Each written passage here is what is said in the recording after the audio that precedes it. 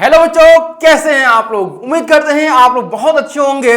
और अब आप लोग की जो काउंसलिंग प्रोसेस है वो बिल्कुल शुरू होने वाली है, क्योंकि रिजल्ट जैसे ही आएगा वैसे आपकी काउंसलिंग प्रोसेस शुरू कर दी जाएगी। और सबसे ज्यादा जो मारा मारी है या यूं कहिए कि सबसे ज्यादा जो क्रेज है वो जाने का बीएससी बीएड करने का कहां से, आईआईटी से। क्योंकि सभी का सपना होता है कि वो एक बार आईआईटी जो है अपना कोर्स करे, चाहे वो टीचिंग का कोर्स हो या फिर आपका इंजीनियर बनने का कोर्स हो।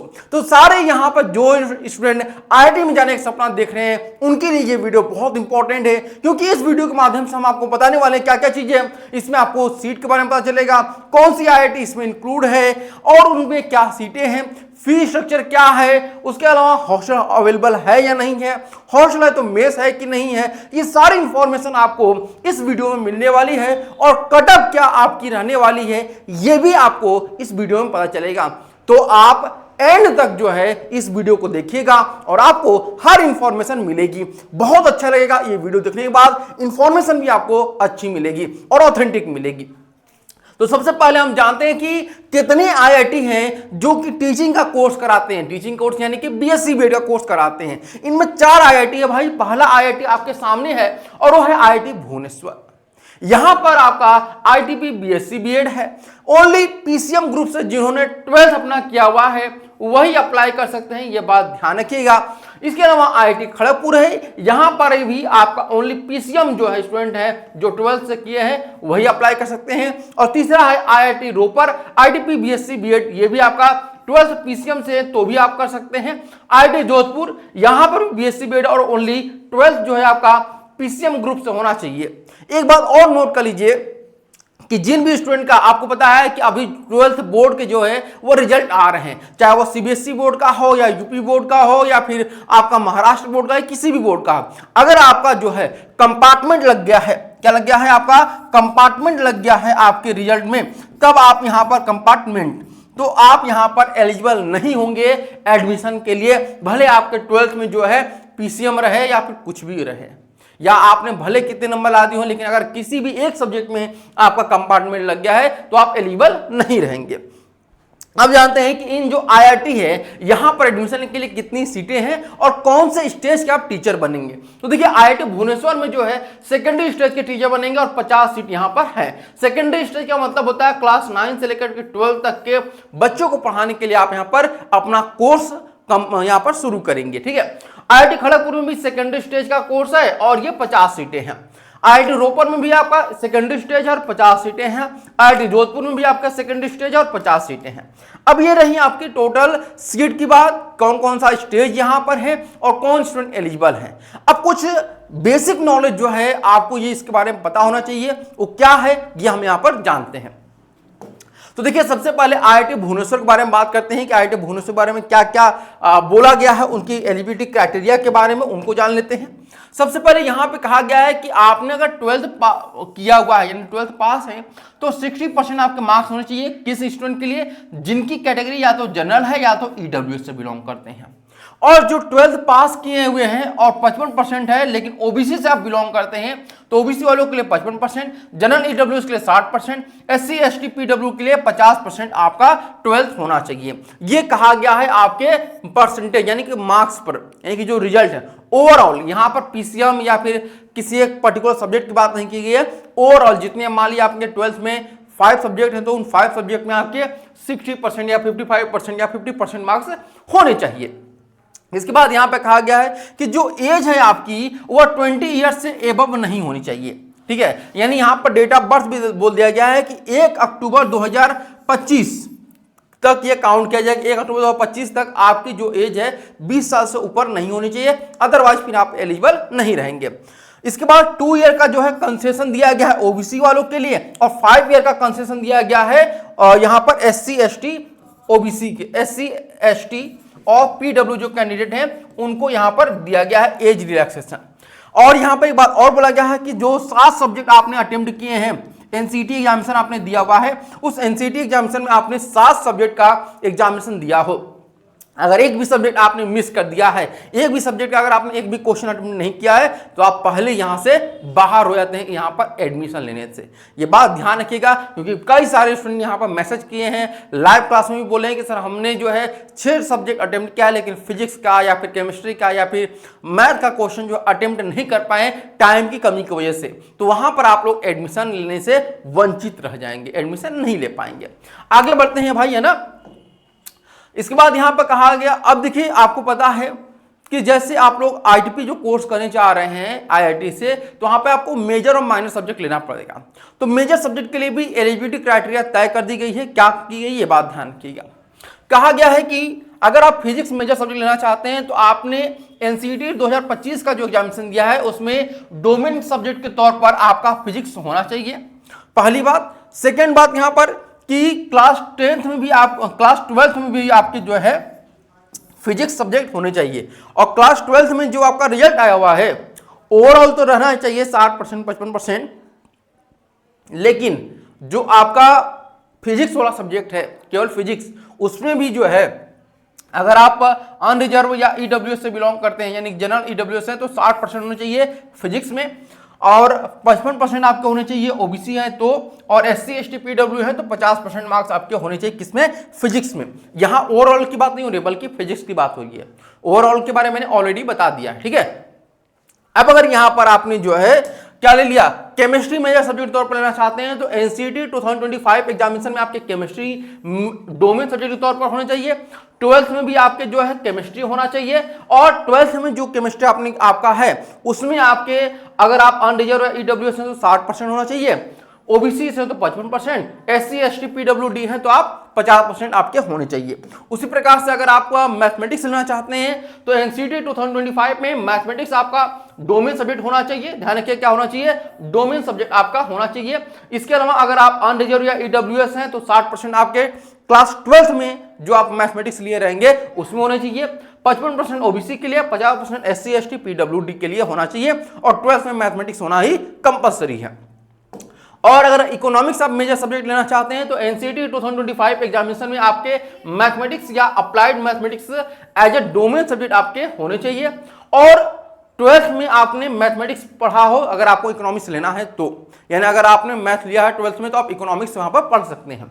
और अनरिजर्व ईडब्ल्यूएस के लिए 60%, ओबीसी के लिए 55%, एससी एसटी पीडब्ल्यूडी के लिए 55% आपके 50% मार्क्स आपके होने चाहिए। ये रहे आईआईटी भुवनेश्वर की बातें, जिसमें हम लोगों ने एलिजिबिलिटी क्राइटेरिया के बारे में बात किया। अब हम यहाँ पे बात करेंगे कि आपकी जो फीस है वह कितनी लगती है ना, जो फीस आपकी है वह कितनी लगेगी, ये बारे में हम यहाँ पर जानकारी आपको देने वाले हैं। तो देखिए अगर हम बात करते हैं टोटल फीस की बात में बात करते हैं, ये जो आपका कॉस्टल मनी आपका 12,000 रुपये लगता है, ये आपका रिफंड हो जाता है, ठीक है। कॉस्टल मनी जो है आपका रिफंड होता है, और बाकी टोटल जो यहाँ पे फीस आपकी लगेगी, यहाँ पर टोटल फीस की हम बात करते हैं, ध्यान रखिएगा। टोटल फीस अगर बात करते हैं तो ग्रैंड टोटल अगर बात करते हैं तो 64,390 रुपये आपकी फीस लगेगा, 64,390 रुपये आपकी फीस लगेगी अगर आप जनरल ईडब्ल्यूएस और ओबीसी कैटेगरी से हैं। एससी एसटी पीडब्ल्यू कैंडिडेट हैं तो 59,390 रुपये लगेंगे। इसमें आपका mess fees, hostel fees, semester fees सब कुछ इंक्लूड रहता है, और जिसमें से आपका जो है 12,000 रुपये जो है वह रिफंड भी हो जाता है, ठीक है। तो ये फी स्ट्रक्चर रहा आप लोग का, या आप सेमेस्टर वाइज भी दे सकते हैं और ईयरली भी आप लोग दे सकते हैं। आगे बढ़ते हैं यहाँ पर आईआईटी खड़गपुर में बारे में जानते हैं। आईआईटी खड़गपुर में क्या क्या है, तो आईआईटी खड़गपुर में बोला गया कि 12th आपका जो है 50% मार्क्स के साथ फिजिक्स केमिस्ट्री मैथमेटिक्स होना चाहिए, ध्यान रखिएगा। यहाँ पे इकोनॉमिक्स नहीं है। इसके बाद डोमेन सब्जेक्ट आपका पीसीएम होना चाहिए, ध्यान रखिएगा। पीसीएम आपने डोमेन सब्जेक्ट लिया हो किसमें, एनसीटी में। और मेजर और माइनर सब्जेक्ट क्या क्या अवेलेबल है यहाँ पर है, तो यहाँ पर physics chemistry mathematics and economics available है। सॉरी मैंने यहाँ पे बोला था इकोनॉमिक्स अवेलेबल नहीं है, तो इकोनॉमिक्स यहाँ पे अवेलेबल है। तो इकोनॉमिक्स उन्हीं को मिलेगा जो 12th में मैथमेटिक्स लिए रहेंगे, ठीक है। और 7 सब्जेक्ट आपके कंपल्सरी हैं, ये बात ध्यान रखिएगा। गैप ईयर यहाँ पे 1 ईयर का केवल गैप ईयर बोला गया है, ध्यान रखिएगा। केवल और केवल 1 ईयर का गैप ईयर लगेगा। सीजीपी टू परसेंटाइल रिपोर्ट, जैसे आपका 12th में जो है सीजीपी अगर आपका आया हुआ है तो उसको आपको परसेंटाइल में कन्वर्ट करवाना होगा। जब आप उसे कन्वर्ट करवाएंगे तभी आपको एक मार्क्स क्या कहते हैं उसको सर्टिफिकेट मिलेगा, और सर्टिफिकेट भी आपको यहाँ पर सबमिट करना है। डेट ऑफ बर्थ की बात करते हैं यहाँ पर, तो आपका 1 अक्टूबर के बाद का आपका होना चाहिए, उसके पहले का नहीं होना चाहिए, यानी कि लगभग 25 साल यहाँ पे आपको दे रहा है मौका।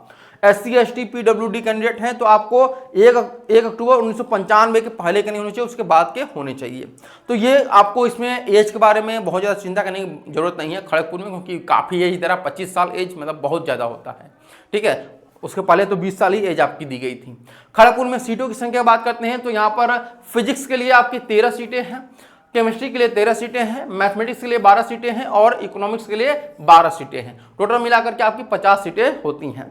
इसके बाद आपकी फी स्ट्रक्चर के बारे में बात करते हैं तो यहाँ पर टोटल जो फीस लगता है, यहाँ पर टोटल एनुअल फी जो लगेगा वह, अगर आप जनरल ओबीसी से बिलोंग करते हैं, ठीक है, जनरल ओबीसी से बिलोंग करते हैं या ईडब्ल्यू से बिलोंग करते हैं तो आपका 62,160 रुपए लगेगा, ठीक है। क्या लगेगा? 62,160 रुपए लगेगा। ये केवल सेमेस्टर फीस में आपको बता रहा हूं, ठीक है। 62,160 रुपए एक सेमेस्टर फीस लगेगा। वहीं SC ST PWD कैंडिडेट हैं तो 59,160 रुपए पर सेमेस्टर आपकी फीस लगेगी। ये रही फीस की बातें। अब बात करते हैं IIT रोपर की। तो 12th में आपके फिजिक्स, केमिस्ट्री और मैथमेटिक्स होना चाहिए। एनसीटी डोमेन में PCM होना चाहिए। मेजर और माइनर सब्जेक्ट जो यहाँ पे अवेलेबल है फिजिक्स, केमिस्ट्री और मैथमेटिक्स। इकोनॉमिक्स यहाँ पे अवेलेबल नहीं है, ठीक है। रोपर में जो है इकोनॉमिक्स नहीं है। 7 सब्जेक्ट आपके कंपल्सरी है अटेम्प्ट करना। एक भी सब्जेक्ट अगर आपने अटेम्प्ट नहीं किया है तो आप एलिजिबल नहीं रहेंगे। गैप ईयर 1 ईयर का ही दिया हुआ है केवल। CGPA 2 परसेंटाइल रिपोर्ट देना जरूरी है। DOB की बात करते हैं तो वही सेम है आपका। 1 अक्टूबर 2000 के बाद आपका पैदाइश होना चाहिए जनरल OBC और EWS स्टूडेंट के लिए। PW SC ST कैंडिडेट के लिए 1 अक्टूबर 1995 के बाद आपका डेट ऑफ बर्थ होना चाहिए। IIT रोपर की सीट के बारे में बात करते हैं तो आपकी 7 सीटें जो है आपका फिजिक्स के लिए है, केमिस्ट्री के लिए 7 सीटें हैं, इसके बाद मैथमेटिक्स के लिए आपकी 7 सीटें हैं, ठीक है ना। तो ये आपकी सीटों का बंटवारा किया गया है, आप लोग उसको देख सकते हैं। इसके बाद यहाँ बात करते हैं फीस के बारे में कि आपकी फीस कितनी लगेगी। सेमेस्टर जो फीस आपकी लगेगी वह टोटल जो जितना लगेगा, मैं टोटल फीस की बात करता हूँ यहाँ पर। तो आपका 1 टाइम पेमेंट आपका है यहाँ पर 37,450 रुपये, ठीक है, जनरल OBC और EWS के लिए। 31,450 रुपये जो फीस लगेगा वह किसके लिए लगेगा? वह रहेगा आपका यहाँ पर SC ST और PWD कैंडिडेट के लिए लगेगा, ठीक है। तो ये रही IIT रोपर की बातें। इसके बाद IIT जोधपुर की बात करते हैं तो यहाँ पर 12th में आपका फिजिक्स, केमिस्ट्री, मैथमेटिक्स होना चाहिए 50% मार्क्स के साथ। NCT डोमेन में PCM होना चाहिए। मेजर और माइनर सब्जेक्ट जो है फिजिक्स, केमिस्ट्री और मैथमेटिक्स होना चाहिए। 7 सब्जेक्ट यहाँ पे भी कंपल्सरी है। गैप ईयर 1 ईयर दिया हुआ है। CGPA 2 परसेंटाइल रिपोर्ट आपको देना ही पड़ेगा। और यहाँ पर डेट ऑफ बर्थ वही सेम दिया गया है, 1 अक्टूबर 2000 के बाद आपकी पैदाइश होनी चाहिए। OBC, EWS और जनरल कैटेगरी के लिए। SC ST PWD कैंडिडेट के लिए 1 अक्टूबर 1995 के बाद आपकी पैदाइश होनी चाहिए, ठीक है। इसके बाद IIT जोधपुर की बात करते हैं तो IIT जोधपुर में भी सेम वही क्राइटेरिया रहेगा, कुछ अलग से है नहीं, ठीक है। तो मैं और मतलब वही सेम आपका PCM आपका होना चाहिए, 50% मार्क्स के साथ होना चाहिए। 1 ईयर आपका केवल गैप ईयर सर्टिफिकेट दिया गया है और सेम वही प्रोसेस रहेगा। तो हम यहाँ पर डायरेक्टली जो है आपकी सीटों की संख्या के बारे में बात कर लेते हैं। ओपन यानी कि अनरिजर्व के लिए 21 सीटें रहेंगी। अनरिजर्व PWD कैंडिडेट के लिए आपका जो है 1 सीटें रहेंगी। जनरल के लिए अगर बात करते हैं, जनरल EWS 5 सीटें रहेगी। SC के लिए 7 और ST के लिए 3, OBC NCL के लिए 13 सीटें, यानी टोटल 50 सीटें आपकी IIT जोधपुर में रहेगा। इसमें अगर हम इस प्रोग्राम की फीस के बारे में आपकी बात करते हैं तो टोटल जो आपकी फीस लगेगी वह 19,000 रुपये आपकी फीस लगेगी, ठीक है। 19,000 रुपये आपकी फीस लगेगी। लेकिन यहाँ पर ये ध्यान रखिएगा कि आपकी फैमिली इनकम कितनी है। जैसे मान लीजिए आपकी 1 लाख रुपए से कम आपकी फैमिली इनकम है, ठीक है, तो वहाँ पे आपकी 0 फीस लगेगी। अगर 1 लाख से 5 लाख आपकी फीस है, ठीक है, आपकी फीस है तो आपकी 16,667 रुपये फीस लगेगी। अगर आपका फैमिली इनकम 5 लाख से ऊपर है तो 50,000 रुपये आपकी फीस लगेगी, ठीक है। यहाँ पे 50,000 फीस लगेगा, ये बात ध्यान रखिएगा, ठीक है ना। और ये आपकी जो 19,000 मैंने बताया वो मेस फीस है केवल, और ये जो आपकी फीस है ये ट्यूशन फीस है, ठीक है। एडमिशन फी आपकी 1 टाइम रहती है जो कि 3,800 रुपये रहती है। सेमेस्टर फीस आपको देना पड़ेगा 27,250 रुपये, ये पर सेमेस्टर लगेगा। रिफंडेबल जो आपका 1 टाइम रहता है 8,000, ये आपका रिफंड हो जाएगा जब आपका पूरा खत्म हो जाएगा सेशन। तो एक्सपीरियंशियल एंड प्रोफेशनल डेवलपमेंट फी आपकी 2,000 रुपये लगेगी। तो टोटल फीस आप लोग काउंट यहाँ पर कर सकते हैं, बट ये है कि यहाँ पर जैसी आपकी इनकम रहेगी फैमिली की उतना आपको फी पेमेंट करना पड़ेगा। अगर 1 लाख से कम है तो 0 रुपीज़। इसीलिए मैं आपको कहता हूँ कि अपना जो इनकम सर्टिफिकेट आप लोग बनवाया करिए, इनकम सर्टिफिकेट वह लगभग कितना बनवाया करिए, 48,000 का बनाया करिए साल में का। तो आपकी फीस, ट्यूशन फीस तो कम से कम आपका इतना बच जाएगा, बाकी ये जो आपकी फीस रहेगी ये केवल देना पड़ेगा। मोस्टली सारे यूनिवर्सिटी में जो इनकम रहती है उसके बेसिस पे जो है आपका फीस भी तय होता है। तो आई होप आपको सारी जो जानकारी है आईआईटी के बारे में वह मिल चुकी होगी। और भी अगर कोई जानकारी चाहिए तो आप लोग हमें कमेंट कर दीजिएगा, आपके सभी कमेंट का जवाब दे दिया जाएगा। तो आज के लिए इतना ही, धन्यवाद। Thank you so much for watching this video.